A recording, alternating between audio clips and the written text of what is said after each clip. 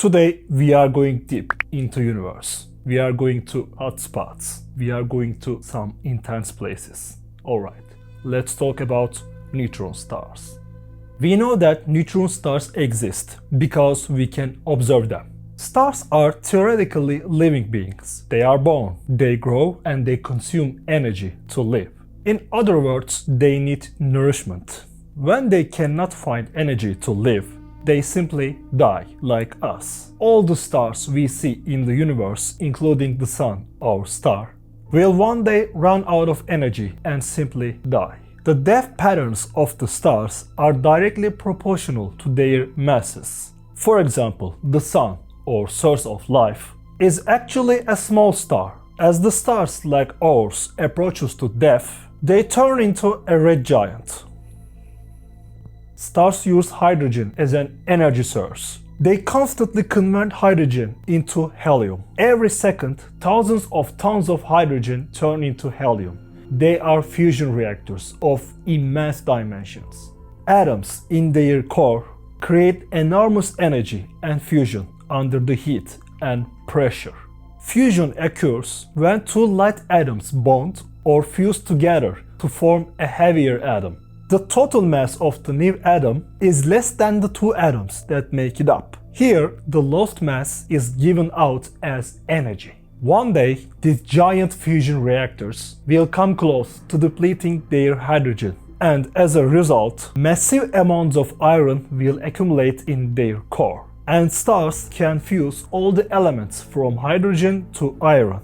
But when they come close to the iron, a serious problem starts to arise. Fusion of iron doesn't bring much benefit. Once the iron starts to accumulate, the fusion process cannot continue as before. And at this point, the gravity within the star prevails, then slowly collapses into itself. In small stars like ours, the process is not so much chaotic. Before our Sun dies, it will turn into a red giant, swallowing Earth, Mercury and Venus included, and become a white dwarf. It's actually pale and cold. But for the stars with a mass of 30 or 40 times greater than our Sun, the process will be much more bloodier. Because when supermassive stars dies, the collapse occurs so quickly that the star is blasted away in a massive explosion we call a supernova. It is such a big explosion that it has the energy even to open a hole in the middle of the galaxy. Fortunately, there has never been such an explosion anywhere near our home. If there is a supernova explosion even at the other end of the galaxy, we can observe it when the time comes. After such massive supernova explosions, a black hole remains from the star. But not every star ends up like this. As I said, the death of the star is directly proportional to their masses. Some stars are too massive to become white dwarfs when they die, and too small to become black holes. Stars of this size generally turn into neutron stars after they go supernova.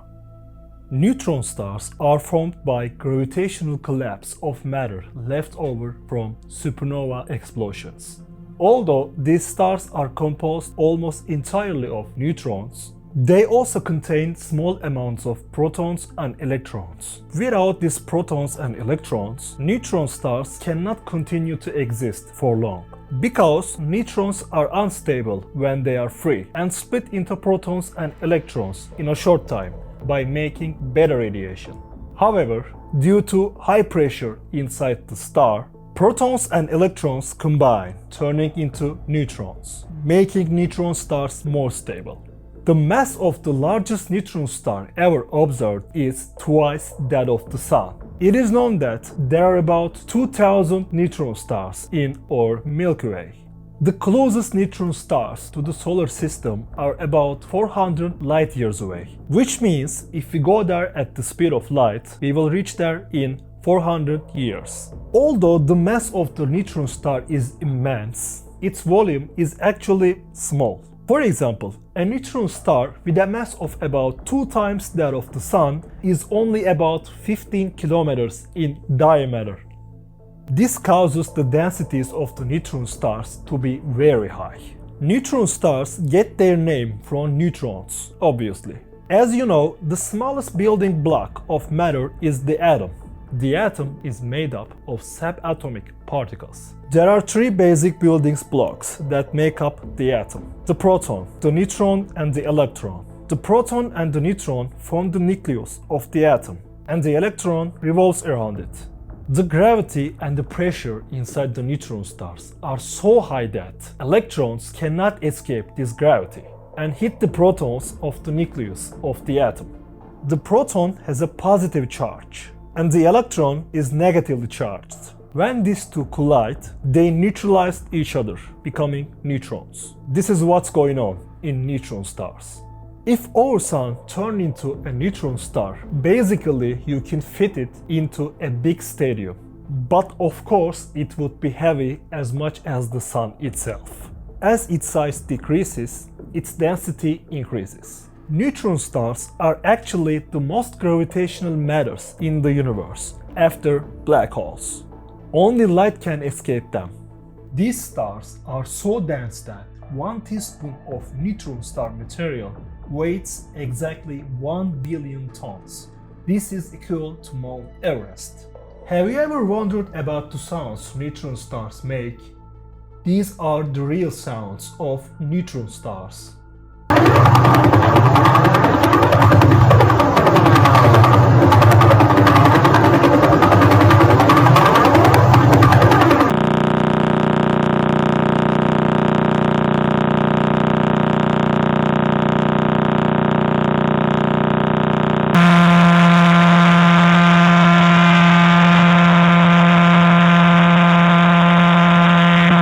What's inside the neutron stars? This question is often asked about black holes. However, this question is also a very interesting one too. Although the main material that makes up a neutron star is neutrons, as I said earlier, scientists think that inside the neutron star there is an iron core about 1.5 kilometers thick.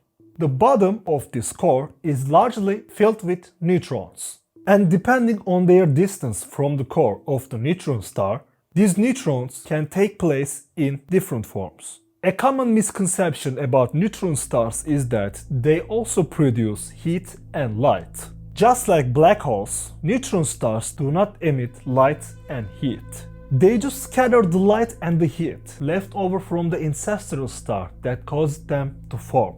This heat and light originally contained in a neutron star with a temperature of 600,000 Kelvin gradually cools over millions of years.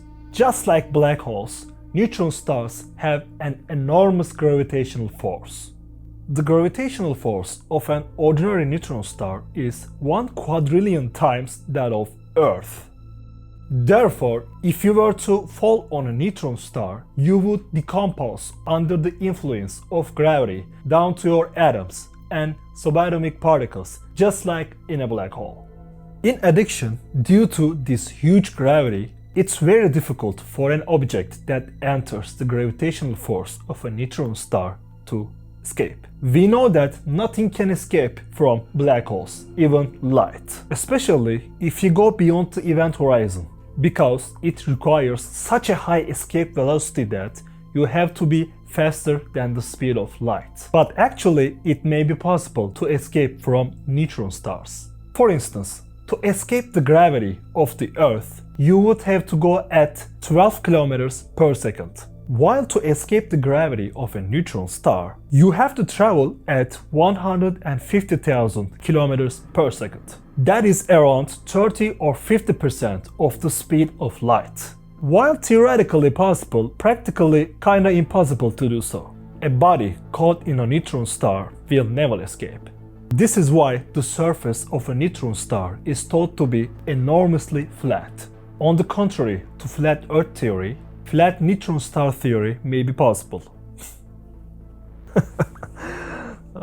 Even the smallest roughness on the surface will be flattened under the influence of immense gravity and pulled to the same level as other surfaces. So, if we were to find a mountain on a neutron star, it would be only a few centimeters high at most. So, obviously it's not good for trekking sport. Okay, thank you for watching. See you at the next video.